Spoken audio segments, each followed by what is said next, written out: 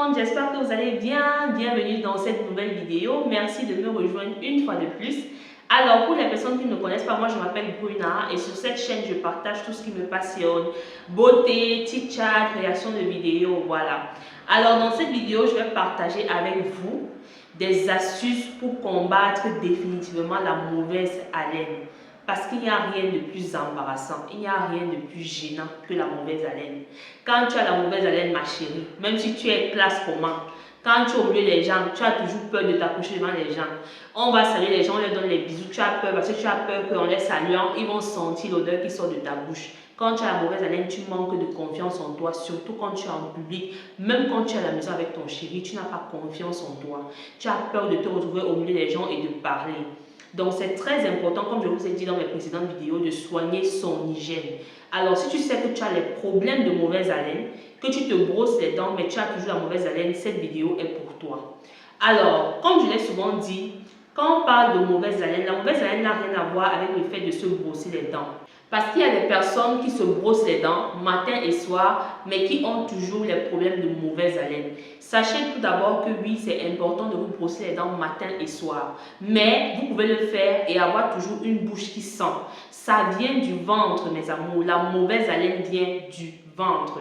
La mauvaise haleine est due à la mauvaise hygiène alimentaire, à un déséquilibre au niveau de votre intestin. Parce qu'il faut savoir que dans notre organisme, ça c'est important pour comprendre d'où ça part. Dans notre organisme, on a deux types de micro-organismes, de bactéries, on peut dire ça comme ça. On a des bactéries pathogènes et des bactéries bénéfiques. Alors pour être en santé, il faut qu'il y ait un équilibre.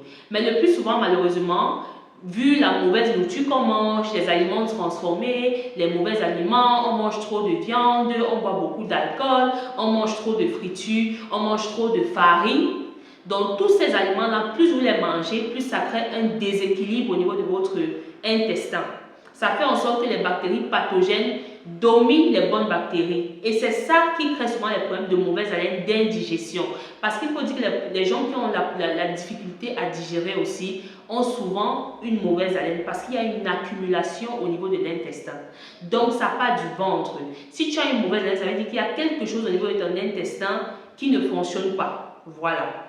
Alors, ce qu'il faut faire, c'est que la première des choses avant de tomber dans les astuces, c'est qu'il faut déjà commencer par regarder votre hygiène alimentaire. Parce que c'est de là que ça part, il ne faut pas qu'on se mente. C'est de là que ça part. Contrôlez ce que vous mangez. Toutes les astuces dont je vais vous parler ici, c'est les choses naturelles, les produits que vous pouvez trouver facilement, même dans votre maison, dans votre cuisine. Et il n'y a pas mieux en ce qui concerne la mauvaise haleine. N'allez pas acheter les comprimés, les ceci, cela et tout. Les produits que vous avez à la maison, si vous les utilisez régulièrement et comme il faut, vous allez vous passer les problèmes de mauvaise haleine en combinant bien sûr avec ce que vous mangez. Alors, on va commencer tout de suite. Alors, il s'agit ici de 12 astuces, de 12 remèdes. Parmi tout ce que je vais citer, je n'utilise pas tout. Il y a peut-être 3 ou 4 produits que j'utilise vraiment au quotidien. Je vais commencer par le premier. Alors, la première des choses, quand vous avez un problème de ventre, de mauvaise haleine et tout, il faut consommer les probiotiques, les compléments alimentaires, les probiotiques. Les probiotiques, ce sont les micro-organismes bénéfiques. Parce que comme j'ai dit, quand tu as la mauvaise haleine, ça veut dire qu'il y a un déséquilibre au niveau du ventre. Ça veut dire que tes micro-organismes pathogènes ont dominé. Alors, pour revenir dans l'équilibre, équilibrer ça, il faut consommer de temps en temps régulièrement les probiotiques. Alors, ça c'est un produit que j'utilise depuis déjà 4 ans aujourd'hui. J'ai découvert les probiotiques il y a 4 ans et tout. Les probiotiques sont très importants. C'est très important, surtout quand on est déjà à l'âge adulte. Même les enfants peuvent prendre ça. Mais quand tu es à l'âge adulte, il faut beaucoup soigner ta santé, ma chérie. Donc les probiotiques, vous pouvez les trouver en liquide ou en capsule. Allez même sur Amazon, vous faites les recherches, vous voyez probiotiques. Vous allez voir qu'il y a beaucoup de gens qui consomment ça. On n'en parle pas tellement, mais les probiotiques sont importants. C'est très important dans la santé d'une femme et même d'un homme. Alors, dans une de mes anciennes vidéos, il y a peut-être 2 ou 3 ans, j'avais parlé de ce produit-ci. Ça, c'est un produit japonais. Ça s'appelle Emikosan. Donc, il y en a 2. Celui-ci, c'est Emikosan et il y a l'autre version qui est EMX Gold. Ça, c'est un produit japonais. Et je vous dis, ça, c'est connu. Tout le monde est d'accord sur ça. En termes d'hygiène de vie, en termes de longévité, en termes de belle santé, les Japonais sont les premiers dans le monde. Tout le monde est d'accord sur ça. C'est les gens qui misent beaucoup sur la bonne alimentation, la longévité, la belle hygiène de vie. Et en termes de produits, de compléments alimentaires, croyez-moi, si vous voulez débourser de l'argent, cherchez les produits japonais. Ok, donc je vais mettre le nom de ce produit en barre d'infos, ils sont très forts dedans. Quand j'ai testé ce produit la première fois il y a 4 ans, j'ai vu vraiment du changement sur mon bien-être. Je vous dis, la première fois que vous le prenez, ça secoue quand même un peu parce que ça vient trouver de la saleté à l'intérieur. Et quand vous allez le boire, vous allez vous rendre compte que la laine part. La laine part directement, c'est très efficace. Mais au fur et à mesure que vous prenez ce produit, vous ne sentez plus, votre corps ne réagit plus brusquement parce que vous êtes déjà habitué. Donc moi, je consomme ça depuis 4 ans. Alors, ça coûte quand même un peu parce que ça, je crois, ça coûte 50 euros. Et l'autre qu'on appelle EMX Gold, ça coûte dans les 90-100 euros. Mais c'est de très bons produits, c'est vraiment très efficace. En termes de santé, moi, je ne m'amuse pas. Je suis une personne qui peut dépenser pour la santé et tout. Je dépense pour la santé au lieu de dépenser pour les trucs superficiels. N'ayez pas peur de dépenser pour votre santé parce que c'est ça qui va rester avec vous jusqu'à la fin. Donc, la deuxième chose que j'aime faire, et ça, je le fais depuis des années régulièrement, pas tous les matins, mais je dirais 3 matins, 3 ou 4 matins sur 7 jours de la semaine. Le citron, c'est très simple.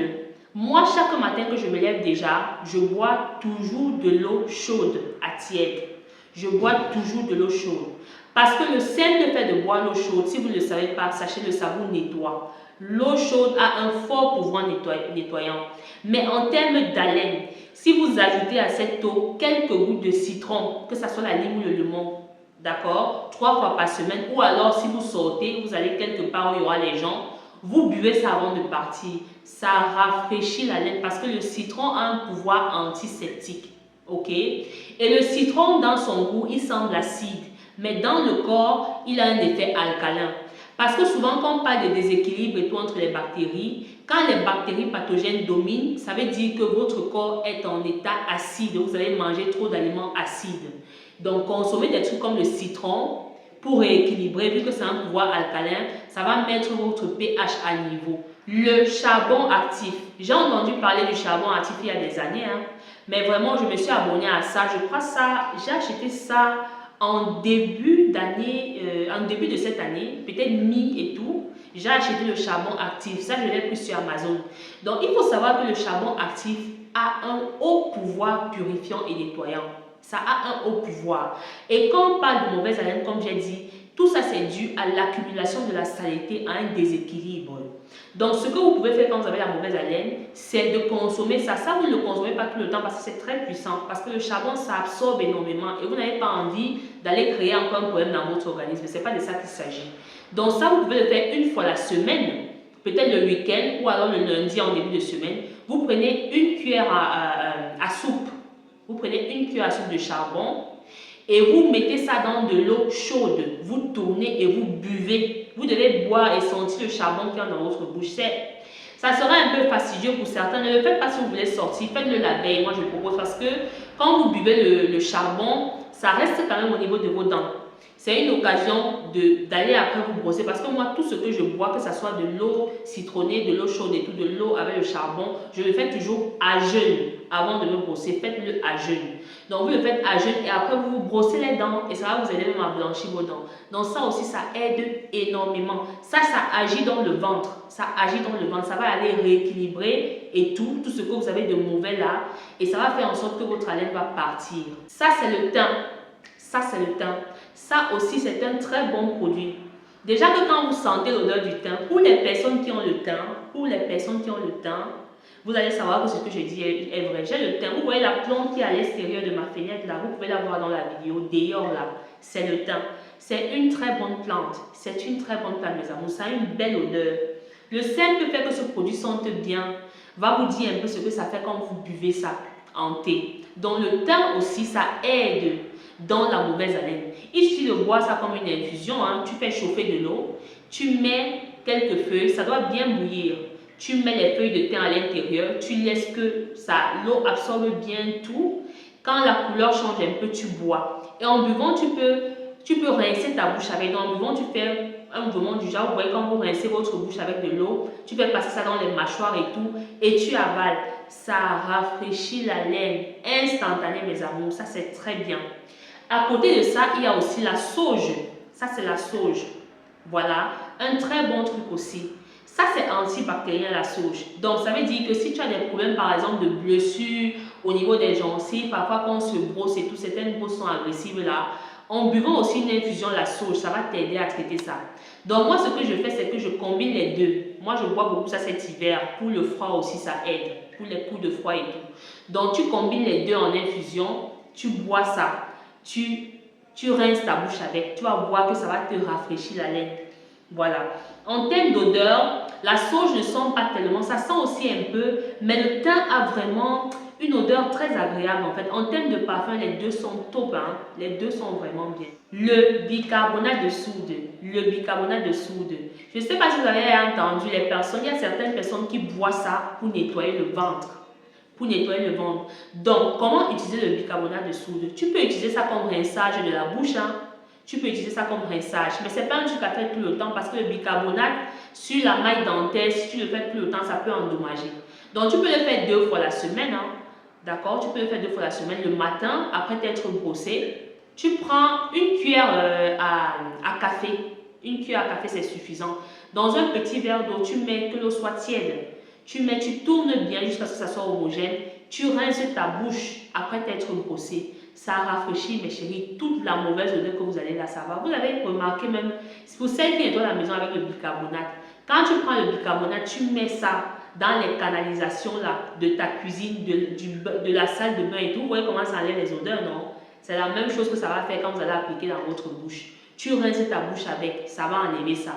Ou alors tu bois, mais comme tu bois, j'ai dit 1 fois la semaine, tu mets la cuillère dans l'eau tiède, tu bois, ça va travailler le problème dès le ventre. Tous les maux que tu as dans le ventre, là, ça va enlever ça et ta bouche va sentir. L'huile de Nîmes, l'huile de Nîmes. Je vous ai déjà parlé tellement de l'huile de Nîmes. J'ai fait une vidéo sur ma chaîne, il y a je crois les semaines passées, où je parle de l'huile de Nîmes. Allez regarder la vidéo là pour voir les propriétés de l'huile ici. C'est une huile qui est très méconnue, mais qui est très puissante.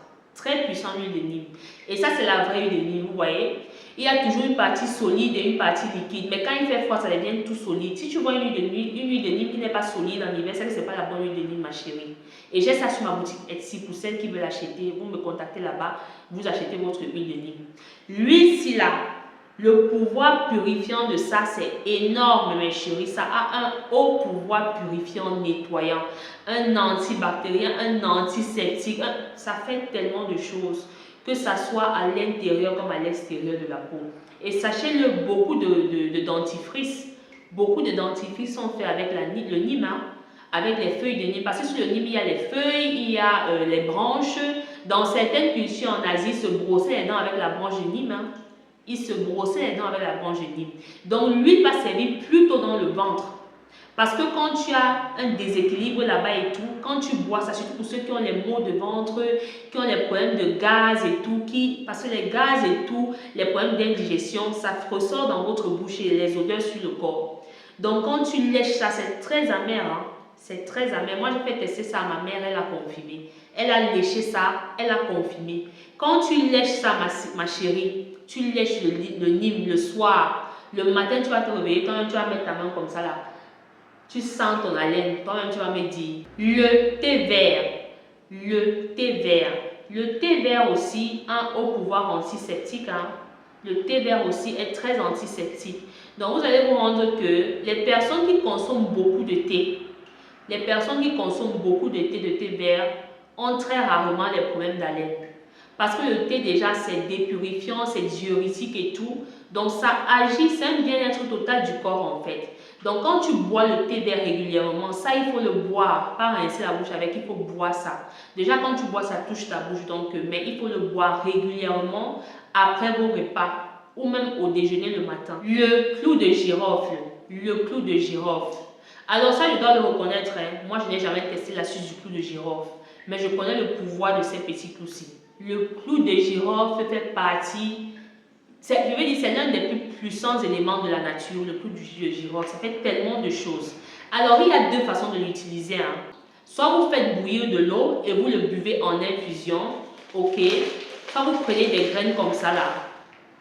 Et quand vous sentez même l'odeur du clou de girofle, ça sent tellement bon. Je vous dis, tous les produits que je vous cite là, surtout les herbes et les clous comme ça, là, regardez l'odeur, sentez l'odeur de ces produits, vous allez voir que même seulement l'odeur, Le fait que ça sente bon, quand tu mets ça, ça passe dans ta bouche, enlève la laine. Le clou de girofle sent tellement bon.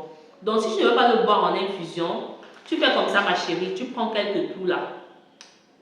Tu mets dans ta bouche. Comme ça. 3 ou 5. Tu mets dans ta bouche. Tu suces ça. Ok. Tu suces. Ou alors tu mâches. Certaines vont mâcher le clou de girofle. Ça fonctionne les filles. Tu mâches ça. Et après tu rinces ta bouche. Et après tu vas voir si tu auras encore la mauvaise haleine. Très puissant le clou de girofle. Et enfin, dernière chose, le vinaigre. Mais pas n'importe quel vinaigre. Le vinaigre de cidre. Le vinaigre de cidre, ce qui vient de la pomme là. Ça, c'est un vinaigre qui est très puissant. Et ce qu'il faut faire avec le vinaigre de cidre, tu peux le boire ou tu peux rincer ta bouche avec. C'est très puissant et c'est un régulateur de pH.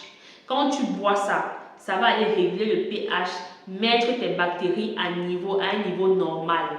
Ça aide beaucoup. Donc, consommer le vinaigre de cidre, je recommande de le faire 1 à 2 fois la semaine. Ou alors, si tu peux l'utiliser seulement pour rincer ta bouche, tu rinces ta bouche et tu recraches l'eau après. C'est très efficace.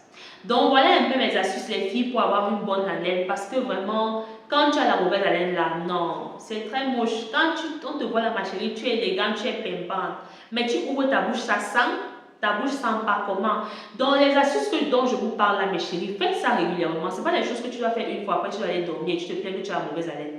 Règle d'abord les problèmes d'alimentation, soigne ton alimentation, ton hygiène alimentaire et fais ces astuces régulièrement. Tu fais ces infusions, tu les bois régulièrement et tu ne peux pas avoir les problèmes de mauvaise haleine.